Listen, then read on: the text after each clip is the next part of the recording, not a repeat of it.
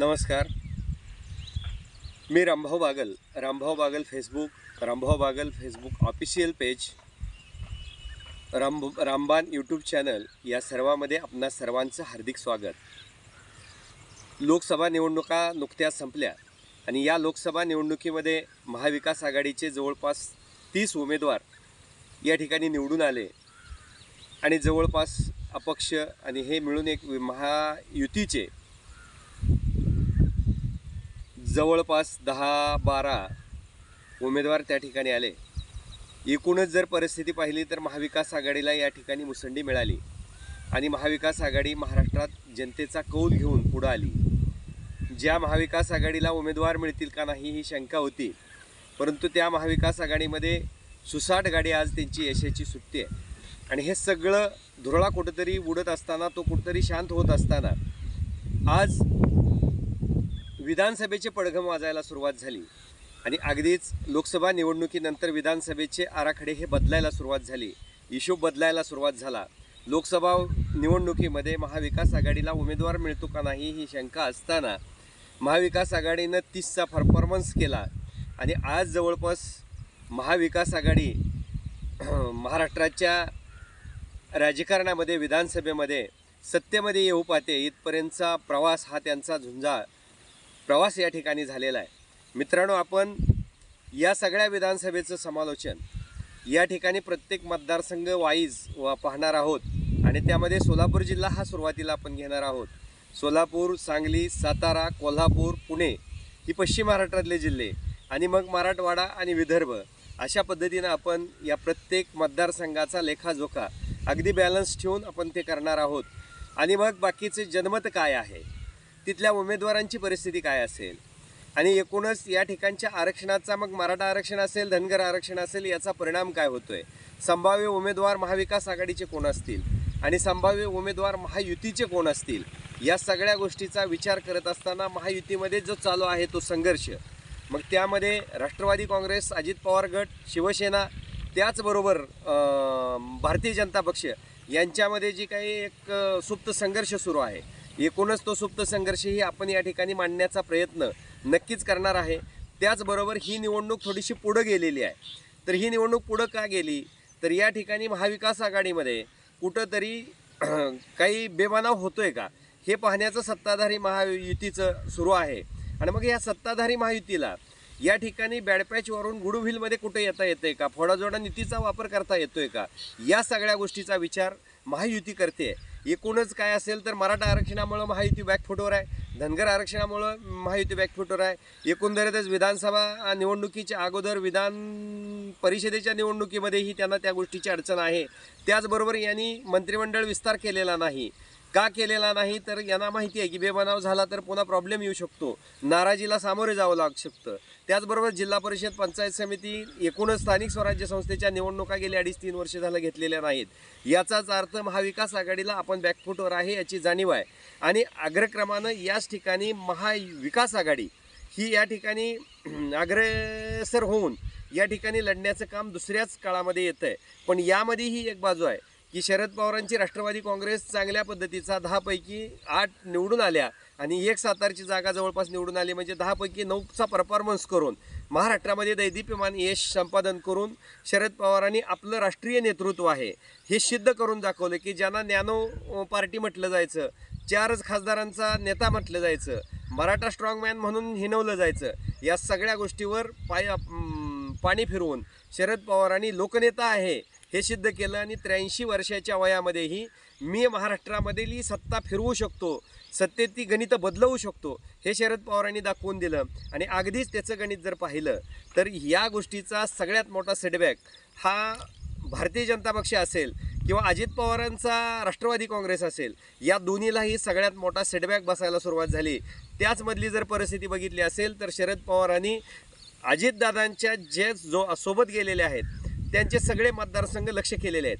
त्याचबरोबर भाजपतले जे काही गेलेले पूर्वाश्रमीचे काँग्रेसचे नेतृत्व किंवा राष्ट्रवादीतले नेते यांना सोबत घेण्यासाठीची जी काही जाळे फेकायला सुरुवात केलेली आहे, ही सगळी जर परिस्थिती पाहिली तर गेल्या आठवड्यात समरजित घाटगेंचा पक्षप्रवेश हा त्याचं पहिलं उदाहरण झालं. आणि मग समरजित घाटगेंचा जर पक्षप्रवेश हा या ठिकाणी एक स्ट्रॉंग पॉईंट जर पकडला तर त्यांनी त्या ठिकाणी ब्रेक चेक देण्याचा काम त्या ठिकाणचे मंत्री हसन मुश्रीफ यांना केलेला आहे. कागल हा तसा सीमावर्ती बहुल मतदारसंघ आणि कागल मतदारसंघामध्ये त्यांनी ज्यावेळेस हे जाळी टाकायला सुरुवात केली, त्याचबरोबर पवारांनी एक गोष्ट आहे की या जाळी टाकण्यामध्ये गेल्या 4 दिवसाच्या कोल्हापूर जिल्ह्याच्या मुक्कामामध्ये त्यांनी के.पी. पाटील असतील, सी.पी. पाटील असतील किंवा अनेक लोक आहेत की त्या ठिकाणी काँग्रेसची काही लोक आहेत, शाहू महाराज असतील किंवा समरजित घाटगेंचा प्रवेश असेल आणि गैबीपीर या प्रमुख ठिकाणी की जिथनं ऐलान केलं पाहिजे त्या ठिकाणी पवारसाहेबांनी त्याची सभा घेऊन त्यांना लॉन्चिंग केलं आणि एक मोठा झटका हा त्या ठिकाणच्या आपल्या पूर्वाश्रमीच्या सहकार्याला दिला. कारण ऐन निवडणुकीच्या काळात, ऐन संकटाच्या काळात हा पूर्वाश्रमीचा सहकारी त्यांना सोडून गेला होता. सत्तेच्या बरोबर काही ईडी CBIच्या भीतीने गेला असेल किंवा पवारांच्यात आणि त्यांच्यामध्ये बऱ्यापैकी सख्य राहिलं नव्हतं म्हणून ते गेले असतील. पण हे सगळं करत असताना पवारसाहेबांनी एक टार्गेट, पवारांनी एक नक्की भूमिका घेतली आणि महाराष्ट्रातल्या महायुतीतल्या भाजपला हादरा द्यायला सुरुवात केली. आणि दुसरी गोष्ट की महाराष्ट्रातले असे कित्येक नेते आहेत की त्यामध्ये पवारसाहेबांनी त्यांच्या काळजाला हात घातलेला आहे. त्यामध्ये दुसरे हर्षवर्धन पाटील, की हर्षवर्धन पाटील हे अजितदादांचे कट्टर विरोधक, परंतु तेच परंपरागत जरी विरोधी घराणं असलं तरी एकंदरीत बारामती लोकसभेच्या दृष्टीनं भविष्यातला खूप मोठा या ठिकाणी त्यांनी फासा टाकलेला दिसतोय की जर अजित पवारांचा विरोधक, अजित पवारांना गारद करणं किंवा अजित पवारांनी जी काही एक ऐनवेळी घेतलेली भूमिका होती ही भूमिका संपवण्यासाठी त्यांनी काही मोहरे वेचायला बारामती मतदारसंघातली सुरुवात केलेली आहेत. आणि त्यामधलं पहिलं नाव म्हणजेच हर्षवर्धन पाटील. हर्षवर्धन पाटलांना राष्ट्रवादी काँग्रेसमध्ये घेऊन, हर्षवर्धन पाटलांना पुन्हा एकदा 10 वर्षाच्या सत्तेच्या बाहेर असलेलं गणित एकत्र करून हर्षवर्धन पाटलाचा मोहरा भाजपमधनं काढून घेऊन तो लोकसभा निवडणुकीच्या दृष्टीनं उपयोगाचा होईल आणि विधानसभेत स्थिरता देऊन त्याचीही राजकारणातली स्थिरता देण्याचं काम पवारसाहेब सध्या करतायत. असे अनेक गोष्टी या महाराष्ट्रामध्ये घडतायत. अगदीच म्हणूनच महायुतीने एक नवीन फासा टाकलेला आहे की महायुतीत अजित पवारांना आपण वेगळं ठेवतोय अशी भूमिका दाखवण्यासाठी बारामतीतल्या अजित पवारांचा फोटो झाकण्याचा प्रकार असेल किंवा तिथं शिंदे विरुद्ध अजित पवार ही एक त्या ठिकाणची संघर्ष दाखवण्याचं प्रमाण. का तर जे भाजपमध्ये आहेत ते राष्ट्रवादी काँग्रेस किंवा काँग्रेसमध्ये जाऊ नयेत आणि याचा बेबनाव व्हावा याच्यासाठी आणि ऐन निवडणुकीमध्ये त्याचा फायदा आपल्याला व्हावा यासाठी भाजपनं आणि त्या महायुतीनं टाकलेला तो फासा आहे. आणि भविष्यात पवारसाहेबांची ही जी भूमिका आहे महाराष्ट्रातला झंझावात, जसं कोल्हापूरमधल्या आज जवळपास 11 पैकी 11 सीट्स सिक्युअर होण्याच्या मार्गावर आहेत, तीच परिस्थिती सांगलीमध्ये तर ऑलरेडी ते सिक्युअर आहेत. त्याचबरोबर ते साताऱ्यामध्येही त्याच पद्धतीचा प्रयत्न आहे.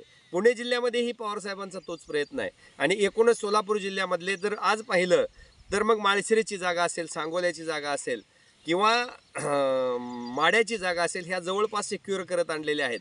दक्षिण सोलापूर, उत्तर सोलापूर यामध्ये जरी तो भाजप बहुल असेल आणि संघाचा पॅच असेल, पंढरपूरमधल्या संघाच्या काही लोकांचा पॅच असेल, तरीसुद्धा तिथं प्रश्न सोडवून आज महाराष्ट्रातला सोलापूर जिल्हा ही पुन्हा एकदा राष्ट्रवादीमय करण्याचा प्रयत्न एकूणच पवारांचा करण्याचा दिसतोय आणि त्या दृष्टीनं त्यांनी पावलं टाकायला सुरुवात केलेली आहे. त्याचबरोबर हे पाहणं आता औचित्याचं ठरेल की या सोलापूर जिल्ह्यामध्ये किंवा महाराष्ट्रातल्या पश्चिम महाराष्ट्रात राष्ट्रवादी काँग्रेसच्या शरद पवार गटाची सुसाट गाडी सुरू असताना अजित पवार गटाचा निर्णय काय होऊ शकतो, शिंदे सेनेचा निर्णय काय होऊ शकतो, शिंदे सेनेच्या या ठिकाणचे निर्णय काय घडू शकतात, काय घेऊ शकतात, त्याचबरोबर भाजप कसं या सगळ्या वारूला रोखू शकतं, हे सगळं पश्चिम महाराष्ट्राच्या दृष्टीनं पाहणं औत्सुक्याचं ठरेल. पण या ठिकाणी आज अशी परिस्थिती आहे की या ठिकाणी 24 तास राजकारण करणारे एक लोकनेते शरद पवार यांनी स्वतःचं नेतृत्व सिद्ध केलं आहे. हे जे एका बाजूला घडतंय, त्याचबरोबर भाजपला ब्रेकचेक देण्याचं काम पवारांनी केलेलं आहे. आणि राष्ट्रीय पातळीवर बी सगळ्या गोष्टी आज आलबेल आहेत असं नाही, तर अगदी चंद्राबाबू नायडूंनीही फणा काढायला सुरुवात केलेली आहे. त्याचबरोबर बिहारमध्येही बऱ्याच मोठ्या उलथापालथ घडायला लागली. केंद्रातलं सरकार अस्थिर आहे आणि ह्या सगळ्या काळामध्ये महाराष्ट्रातल्या भविष्यातल्या येणाऱ्या निवडणुका होत आहेत आणि ह्या निवडणुकीला सामोरे जाण्यासाठी आपण आपली निवडणूक ही विकासाच्या मुद्द्यावर कशी आली पाहिजे, मग ती महायुतीच्या दृष्टीनं असेल किंवा महाविकास आघाडीच्या दृष्टीनं, महायुती असेल किंवा महाविकास आघाडी असेल, यांनी भावनेचं राजकारण करू नये तर त्या विकासाचं राजकारण करावं. मग कोल्हापूर जिल्ह्यातले प्रश्न असतील तर ते पाण्याचे प्रश्न आहेत. दरवर्षी हजारो कोटी रुपये खर्च करून त्या ठिकाणचं अनुदान द्यावं लागतंय. तर ह्या अनुदानासाठीच म्हणून की जी काय आज महायुतीनं जो निर्णय घेतलेला आहे की कृष्णा भीमा स्थिरीकरणाचा, हा काही लोकांवर उपकार आहे म्हणून केलेला आताचा निर्णय नाही, तर जर वर्षी हजारो कोटी रुपये तिथं पाण्यात बुडलेल्या लोकांना नुकसान भरपाई द्यावी लागते, असे काही प्रश्न आहेत. त्याचबरोबर पाण्याचा प्रश्न आहे की 3-3, 4-4 वेळेला पाणी पूर येऊन नदीना या ठिकाणी मराठवाडा आणि विदर्भामध्ये पाण्याची परिस्थिती दुर्भिक्ष आहे. आज अनेक असे आहेत की सोलापूर जिल्ह्यातले अनेक धरणं कोरडी आहेत.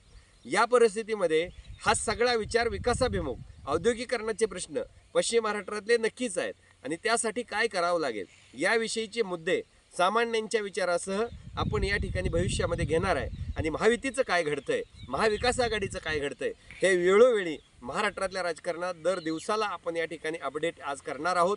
आजपासून त्याची सुरुवात केली. नमस्कार, जय हिंद, जय भारत.